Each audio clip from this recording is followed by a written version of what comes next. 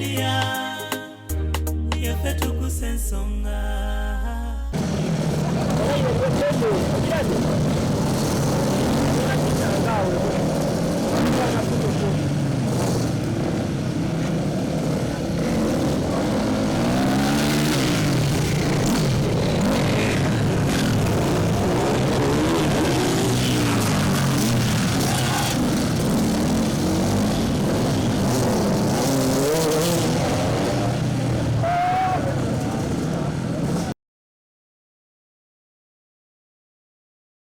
nga bulijjo Tamale & Sons Business Solutions ennatete feba nno ddala bwe kituuka ku bintu ebyo ebikozeeko n'ebipya beeyira yisi ku bintu byaffe byonna bye tutunda omuli ebibajje eby'omulembe kw'ossa n'eby'amasannyalaze tutuukirire otuguze byonna by'okooye nga wabikwata bulungi ebbeeyi nnungi ddala tusangibwa Natete opposite ne Shell songa mu abava ejjinja Mbale Yiganga Lugazi ne Kayunga tusangibwa Mukono okuliraana Mukono Resort Hotel essimu noti 75 noti 668 678 ne noti 774 95 Nyamusanvu yefu aba Tamale & Sons Business Solutions. Wow, enteza we ziri very comfortable. Itayo ku Tamale & Sons. Basebo ne banyabo mbalamusizza amannya Maama Fiina akulira abasabo b'ekinnansi mu ggwanga. Tusobola okulabula abantu mwenna mu Uganda yonna n'ensi yonna okutwaliza awamu nti nina abafera abakozesa erinnya lyange ne babba abantu. Bali ku Facebook, bali ku TikTok, bali ku mikutu gyonna. Nga beefudde Maama Fiina. Maama Fiina oba onoonya obujjanjabi bwo bawetaaga bujjanjabi bwo businkana bulenga wokka Mityana Road lunaku luba lwa Sunday. Maama Fiina tajjanjabira ku Facebook, Maama Fiina tajjanjabira ku TikTok. Maama Fiina essimu ze zino 0772 45 89 64 ne 0782 95 17 21. Oyo gw'odiiringa naye ku Facebook, oyo mufere si Maama Fiina. Practice run tumane tukole ki tukeere ku Sunday tuvuge runs zonna olumu abayo ne bonus runs ababadde wagambe beepikira bannaabwe abeepikira bannaabwe ne babakube emirundi ebiri mu runs ebbiri nga bakola ki nga baddamu eyokusatu oba wamukuba n'amukuba nga bakola deal breaker. So anyway, as drivers nga ba drivers Omar Dauda kyemmanyi buli driver amukutteko mu mbeere mu bwendala.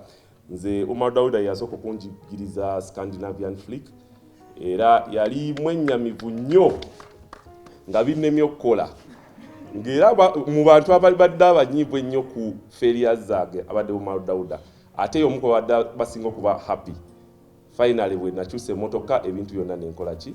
nensobola obikola. So tuli wano ku lwa Omar Dauda as drivers era tupromising our very best. Tetugenda kulekayo maanyi gonna ag'omubuto tugajjeyo tumusupporting era mbadde nsaba nnyo nga omukulu wa empaka ya Sunday eno bwagambye nti abeepikira bannaabwe bandibadde bayogera mangu ne babanga batubulira ne lwaki babeepikira era aba media mulina omulimu munene this time mulina okutandikirawo mutubenga mutuweereza abantu tutegeera abatwepikira n'abeepikira bannaabwe abalala nga naye tubawulirira mu mawulire tetwagala bintu byakujja mu inbox nsonga nafu kale tewali buzibu kati mu kikole media bambi mutuyambe mubeere nga muli very active between now and the 28th tubenga buli kanaku tulaba abeepikira bannaabwe era n'enteekateeka endala nga muzitujjukiza. Umar adduse okay Umar yuno Umar webali kuba muntu mulungi nze motoka bwe zilemera ku kkubo funafunyika boda oba antwala Umar ndoza yaka nunula emirundi ng'esatu oba more from the road. So akola emirimu egyo bulungi nnyo ate musajja wa mazima. So nyongera bebaza era nja kusaba ba drivers kuba njogedde ku lwammwe abaliwo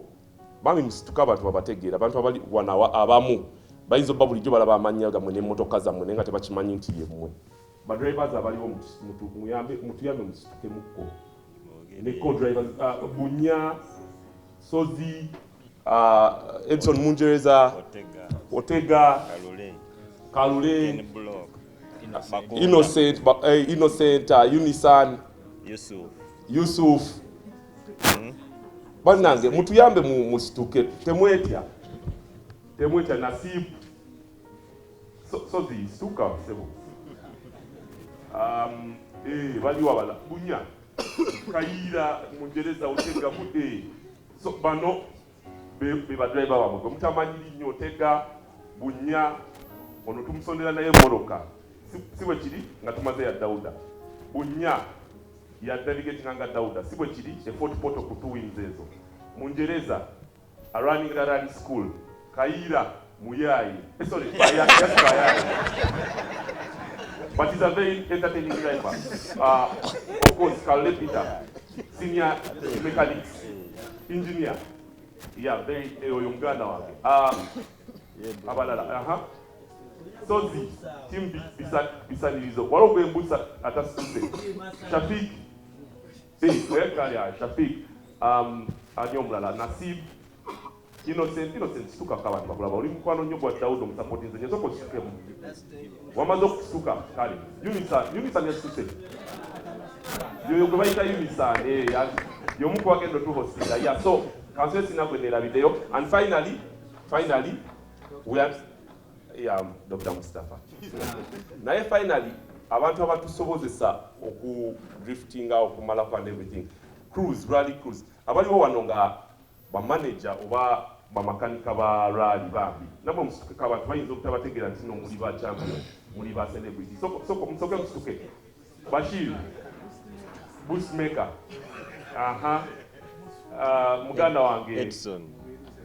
Mubiru Jeza very good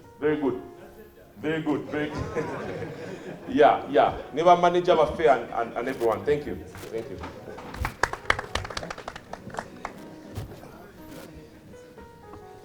Tuyanzanyaji sobe balinyewe dala basa musikiriza mukadde kano ensonga esinga okwenkulu mu event eno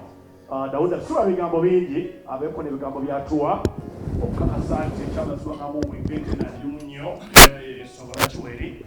but event eno ekifula okukola guno bwenjawulo event eno enjawulo for the first time mu history w'omuzannyo gw'ebidduka kyekyokuba nti tulina championship 2 nga zidduka ku lunaku lwerumu so kibayita extravaganza kigenda okubeera okasawukanyamaako so you need not to miss a small family event so temulekayo baana muyete buli muntu eno gwanga mujenga tugende nti kowola munakole munene negwakowodakode mune musikirize mukadde kano Dauda atuwa ebigambo bye anaaba amaze atuyitire assistant general secretary abeeko n'ebigambo byatuwa oluvannyuma tujja kufuna aba riders baffe aba Piki n'ab'emmotoka otuwa endowooza zaabwe. Amanya Mao Dauda era nga nva mu WID rally team omuli muganda Innocent Bwameki wakabi Alex naye kenyini ntwala omukisa guno okwebaza buli omu asobodde okubeera n'okulwaleero nga nze Ensonga eneebaza federation eyampadde event eno olw'obusobozi bwe bandabamu performance ze mbadde nga nteekawo n'emmotoka gye mbadde nayo ennafunafu okusinziira ku mmotoka ze tuvuganya nazo neebaliza ddala bakadde bange omuli Haji Muniru Kayanja Haji Abu 5 Star senior carpenter Kozlin Furniture mukulu wange Daudi Odadana Events Raymond Serene Fire Services na buli omu yenna mukadde wange Uncle Shemi Worldwide Movers na buli omu yenna nazze wano ku ensonga eno nga ennaku z'omwezi 28 nga buli omu bakiwuliddeko tuli Garuga olwa fundraising event eno gye tulina okulaba nti tugezaako ku upgrading okuva mu moka gye tufudde nayo Evo 6 okulaba nti tudda mu Mitsubishi Lancer Evolution 10 Haji Omar ebinaku yayinga ginnyumiza ngamba mwafa dda ne nange ngagezaako kuwadawada nkakase bye yalinga nnyumiza tulabe Evo 10 njawulo enaabeerawo etya ne Evo 6 Mustafa yansookayo nadduka nadda mu Evo 9 naye lwakuba nti mpakazi yabonaabona nnyo gwe mulaba mu Subaru siwogerera bubi Subaru naye oli awo tagifunamu mukisa naye nga mwesibako enfunda eziwera wandifunye Evo ojjatereera naye kati ndowooza ssebo nsuubira ekirabo essaawa yonna kantwala omukisa guno kwebaza mukadde wange buli abantu abasinga gwe batamanyi taata nzaalira ddala omukulu Mao Daudi Senior mukadde wange nsawo yimire katono nnyo abantu bakwetegereza ssebo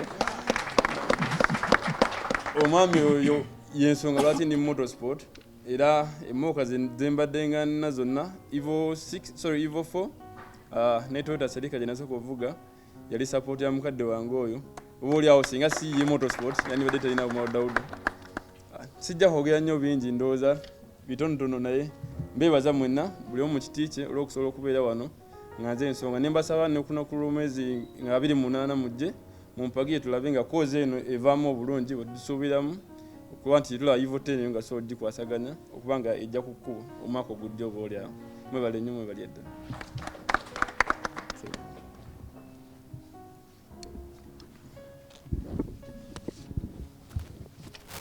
Good morning, everyone. I'm called Jackson J. Serwanga, and I am the AGS of the Federation of Uganda. I'm glad that I'm here to represent the Federation and to talk to the media and the drivers and the fans who are around here. Today is a great day for us as the motorsport fraternity, and as the Federation, we always prefer to work with our drivers to see that they can change their lives and lives in the competition and to get better machines to use. As Federation, we decided we have 4 sprints in a year. We decided to give out 2 sprints for a noble cause. Like last year, we worked with Cause Hospital, and we had a sprint where we had funds which were taken to build, I think it's emergency room for the hospital. This time around, we gave out 2 sprints this year, one to Umar Dauda and another to Ponciano Rakataka. So next year, we are going to continue the same. We gave out 2 sprints, one to Watendwa Samuel and another to Gilberto Balondemu. So we think, and we have been doing this thing for years. I think in past years, sprints were given to Otega, Yusufu Bukenya. This year's event, this time around, it's a sprint 1, which is the championship for drivers, and it's also MX6 for the riders. As the Federation, we are going to come in to support financially to meet some of the requirements like safety, like the trophies, like marshals, the marshals, time marshals, and safety marshals, to see that we somehow reduce on the burden to the competitor, Umar Dauda. I would like to appreciate the media. You always come when we invite you to such our programs in rally, in prisons. You help us really convey our messages to the public. I would also like to use the opportunity to thank National Council of Sports. They have really helped us in funding our events. Like this event, at least they're going to contribute, and we shall be sharing our contribution as the Federation National Council of Sports to the organizers very soon. I would also want to thank the COC and the organizing club. Putting in an element of environment is really a good thing. You see, our cars do a lot of emotion in the environment. We do a lot of disposing of bottles, polythene bags, and by the end of the day, we all just leave the areas where we had the events. So this time around, we truly didn't, the organizers are planning a CSR and towards the environment. This is a good venture, and we call upon all other organizers in the coming events to try and really think about the environment. Thank you, the organizers. I also want to appreciate our sponsors. Sponsors, thank you for continuous support towards our events. Mountain Dew, Vivo Energies, Serene, Worldwide Movers. You guys have been always coming through whenever we as the Federation or all our organizers, our clubs, you have always come through to help us achieve these events. You see, motorsport is an expensive sport. It's not like football. It's not like other events. If you look at a car, like the one Dauda is going to drive, it is costing over 40,000 USD. And that's just buying the car. Some cars go up to around 140,000 USD. So without sponsors, it's really, really hard for these drivers. And you guys who are here, who are willing, the drivers who are willing to help drive for this event, really have done a very good job. We appreciate. And lastly, the President, Honorable Akena, he was supposed to be here, but we still have another meeting where he didn't make it here. So abasaba ajja kubeerayo ku the event, agenda participating as a driver, as a guest driver. Agenda kuba avuga. So akikola akulaga nti nno omuzannyo gwaffe ffenna era agenda is a rider era agenda avuga ne pikipiki. Mwebale nnyo, mwebale eddala.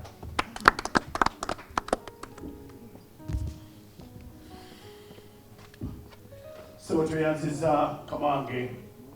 Assistant General Secretary mukulu je mwita jeje basala yabo mukulu kutwalero wabani jala kwaniza Kamange Adi Ibrahim Waswa Jeza Investments General Team sanyoyo yasoko konjigirize motoka nga tuvuga ududu kwa kajia. That was ajali cheza kwenda kubipi ewatyo nanjagaza nyo abe mchiri kuchabasa uya tutukwataganye kugamba haji mwiyake byafe bingi aji basiri boyepikira sewe na kuna koro oludde wasemo tuwa mudo natwali Forest Park atusubira atajja kujja sebo aji tutafa kola abampereza listi abantu abepikira abantu era namwe naba kusupa FM ne NBS Sport nja byogera nti ono nayali namwe epikira ne wa sebo nyongero kwa basenyo dana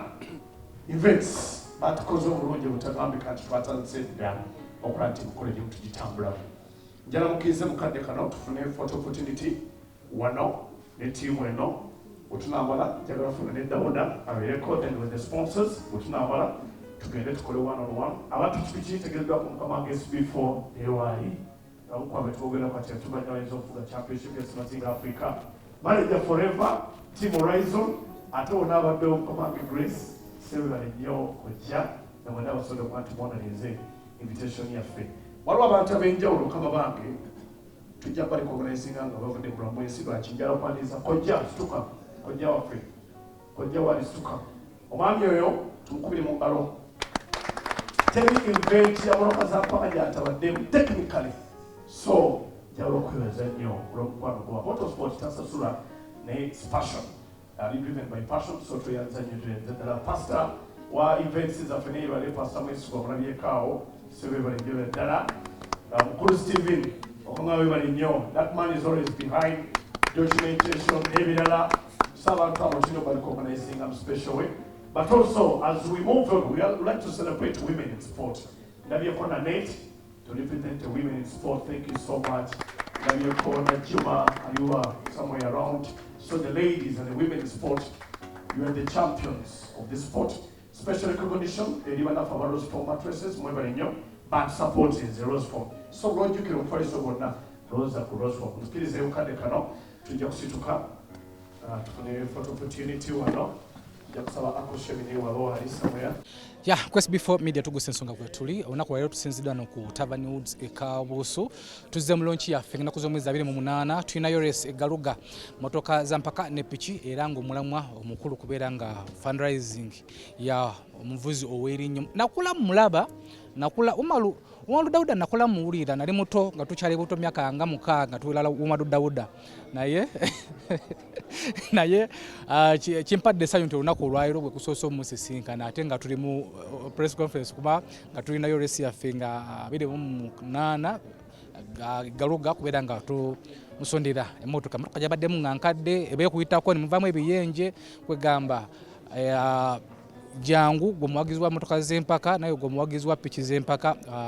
ku Sunday 28th Garuga jangu wagire so tutakuba nga tumufunako kawo Umaru Dawuda n'abavuzi abalala bangi nnyo bana b'emmotoka wamu n'ab'Piki bazze okubeera nga ate babako obuulo okujja okuwagira kwingira mutwalo n'ebiri wali e Garuga olunaku lwa Sunday nga 28 ngenda kusooka noonyeko ku Umaru Dawuda tubuliremuko challenges abadde yayitamu motoka ye eri enkadde andi atubulire motoka kyagenda okubeera nga ayingizaawo era abantu abasuubiza kinga maze okuyingizaawo emmotoka eyo omuzannyo guno eno jjukira nti abakuteekamu akasente aba Mountain Dew aba Shell n'abalala bangi nnyo so kanoonye ku Umaru Dawuda ono nga tetonna bakukkirira waliwo ne fatwawo ne Jeff ono tulina issues zaffe sebo jangu Jeff ono tulina issues zaffe nakula muwulira Jeff mutabani we asooka ansingako emyaka 3 uno wali tali wala so twalina gudi yaffe yasembayo twali busiika ne musuubiza nti wampangula ngenda okambala sikaati naye waliwo ebyabaawo kaawo ne tutamaliriza ensonga ne zitaggwa naye leero ku luno ensonga zigenda kuggwa era mujje mu bungi mwesalirewo ensonga tugenda zissa mu bantu mwe munaatubuulira abantu abali bagamba ne SB4 yinza okubatavuga SB4 yambala bambazi bo bajje bagenda kwerabirako leero SB4 mulala mu ennaku zino olaba atandise okwepikira champion ate nga amulozaako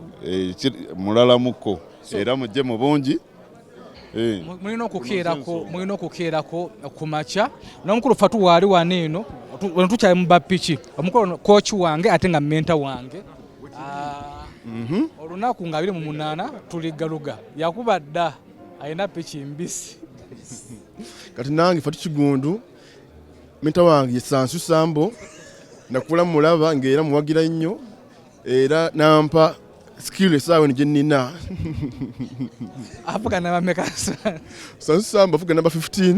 wa namba 2 namba fenka deri edda ne mtu amani nnyo n'omuvuzi omulala eyakalinya ku bboodi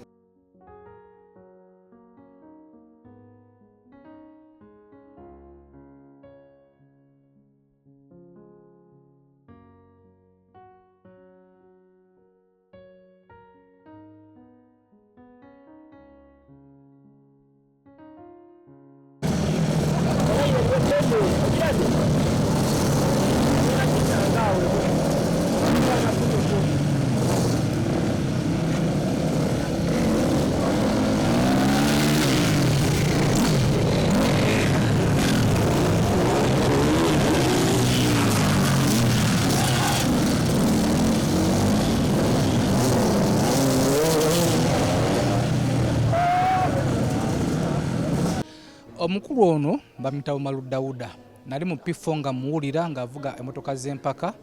naye ekisinza okumalamu amaanyi ennaku zino emmotoka gy'abadde avuga nga bwe kuyitako neevaako ekipapajjo ne kigweri ne muvaamu ebiyeeje ne muvaamu naye olunaku olwaleero by the way atuvudde mu byokusaka tuli mu press conference eribadde nga launch ennaku z'omwezi 28 tugenda kufundraisingira Maludawuda abanyumirwa muzannyo gw'emmotoka z'empaka motoka mpya tusaba tubuuzaako amaanyi Maludawuda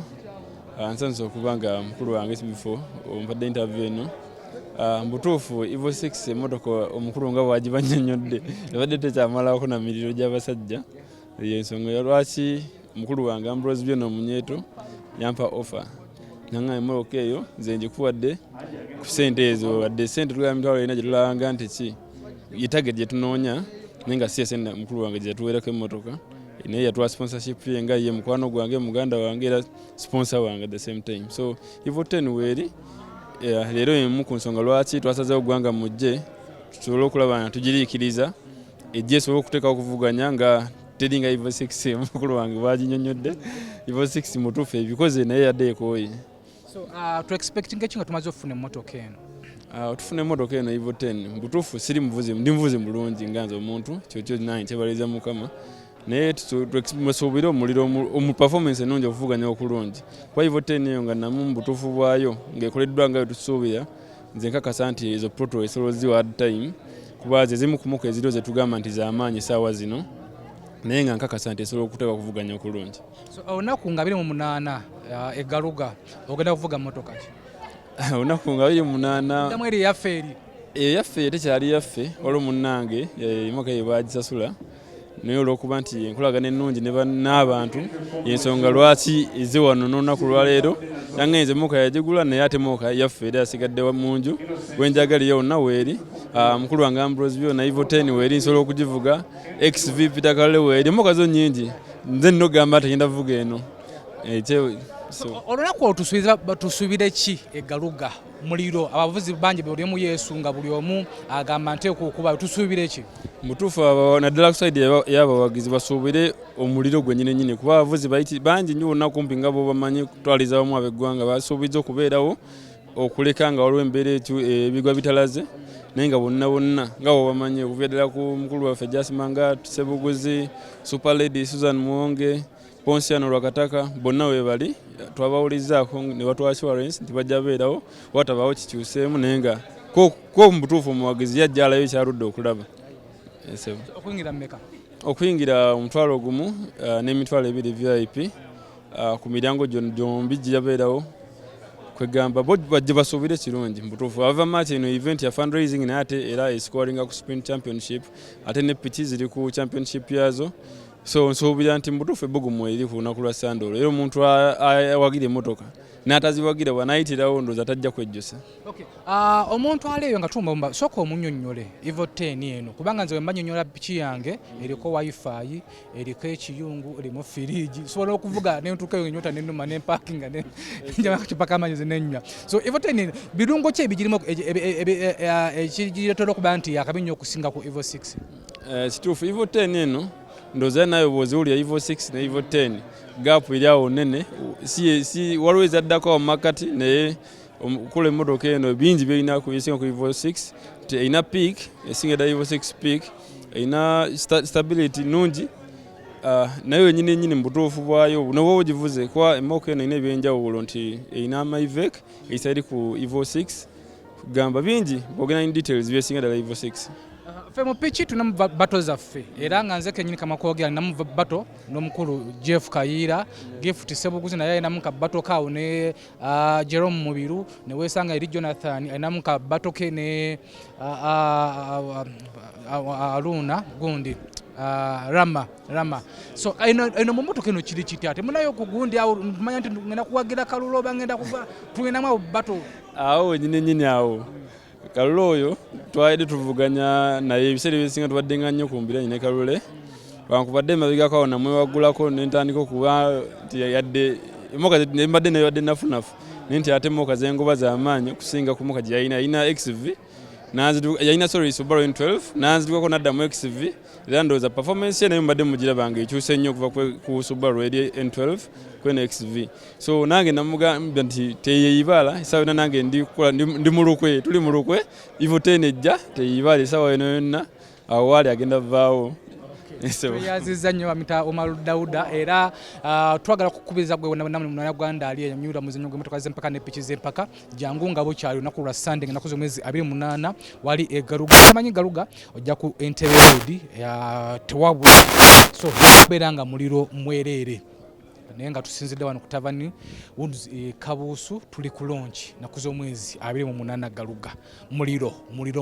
mwoto. Are you interested in upgrading your sleeping and bathing experience? Then Ziwa & Sons is the right spot for you. We sell blankets, bed sheets, duvet covers, bed covers, mattress protectors, mosquito nets, wardrobe, all closets, towels, bathrobes, pillows, traveling pillows, cushions, shoe rack, dyeing rack, and ironing boards. Buy all your favorite products online with comfort from your office and workplace, home, hostel at a go from our website www.ziwaansons.com and have it delivered to your doorstep. Call us on 0705 364 749. Ziwa & Sons, where comfort and luxury is a pleasure. Tuggussa Enssonga.